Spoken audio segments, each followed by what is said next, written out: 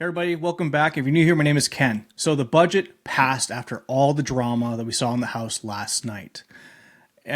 Honestly, I think I predicted this, and this was exactly the outcome that we thought was going to happen. The Conservatives were going to vote against it 100%. Quebecois was going to vote against it 100%.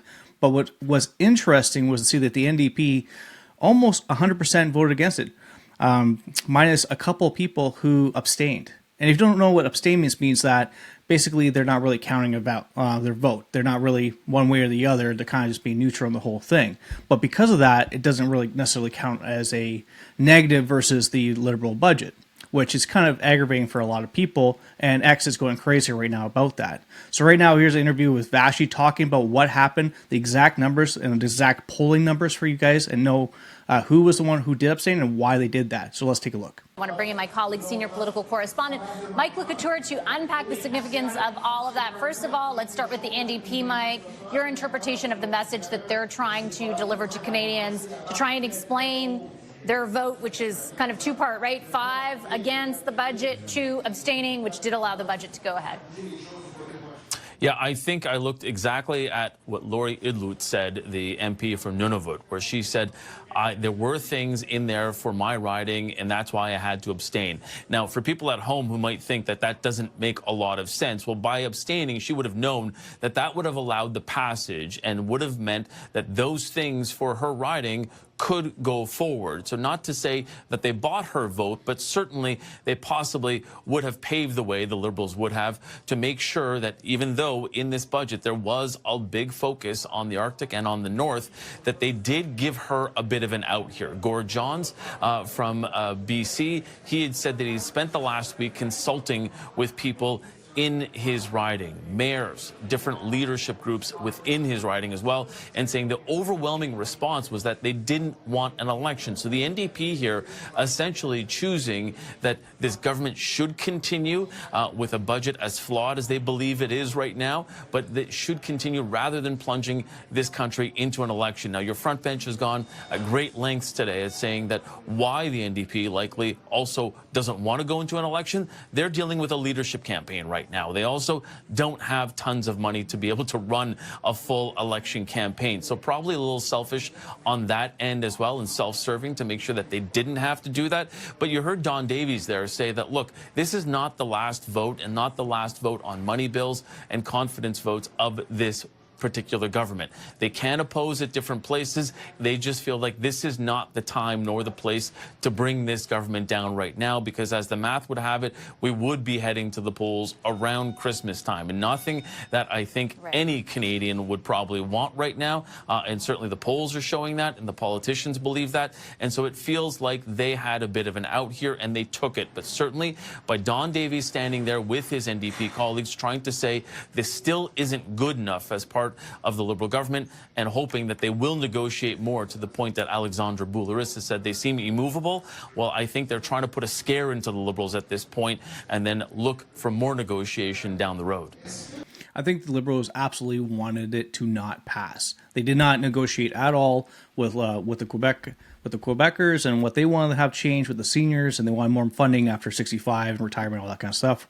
That's their political interest. NDP was decimated with Jagmeet Singh being absolutely awful and waiting till last second to wait, basically like holding Canada hostage to get his $2 million pension. And that caused it to snowball into abstaining government for a long, long time, or make it sit off the bench while they're trying to find a new political leader after Trudeau left, right? So NDPs basically, they have nothing. Like after the last election, Jagmeet Singh was literally traveling the entire country by a tour bus and having like very little to nothing like to his name. So it's very close that we're getting towards a two-party system in this country, absolutely. But hopefully we don't get there anytime soon. Yeah, because there will be other votes that matter in this way. Just really quickly on the Conservatives, Mike, just got a response from Shannon Stubbs' office. I'm just going to read a portion of it. Her office says she's been on approved medical leave in the early stages of recovery from major jaw and chin surgery. It goes on to describe, her gratefulness to the hospital staff. The surgery was originally set for last spring, but it was postponed when the Liberals called an election.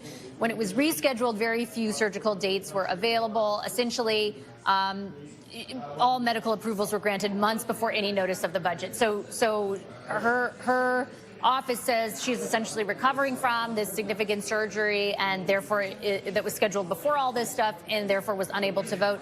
So the big focus for the Conservatives in the coming days, at least from the media's perspective, in questioning the Conservatives, will be Matt Genroux's decision to abstain in what it says, and whether he just remains in caucus until the spring, as the leader of the party had indicated he would. Yeah, and especially considering that sort of play now, Vashi, the fact that there are months now he will have to go to caucus and be in caucus if he chooses to sort of serve out in that way. We know that is the schedule as has been set out by the Conservatives, but is there a possibility now, after he abstained on this vote, that they say, you know what, if you wanted to go now, you can probably head for the door? Because this obviously is one of those votes that the Conservatives would have liked to bring down the government on, if you believe everything they've been saying publicly. But the fact that he does abstain matches the two votes that we had seen 2 weeks ago, the sub-amendments and the other amendment to the budget. So he abstained from those. Kind of consistent, but at the same point, there are some questions for Genroux and why he abstained from this one. So, long story short, yes, the X world and people paying attention to what's going on right now are absolutely ticked off. Everybody wanted this to happen. They wanted to bring down this government and start it. Like, I'm one of them as well. But I have to look at all the data and kind of like, what is the best for the long term, right? Like, if we were to go ahead with this, and let's say the members they didn't abstain, and there's two Conservatives who did that, I believe, because one, he's the one who's retiring, or he's on his way out because he doesn't want to be in politics, but he's pushing it until the springtime, and he has a spouse up in BC, and basically he's been doing this for 10 years, and he wants to be with his family, rightfully so. If they went to an election, then he would have to once again try and get reelected into his riding, and that's not what he wants to do. So that's why he decided to abstain. With regards to Shannon, I believe her name is, or I think that's her name.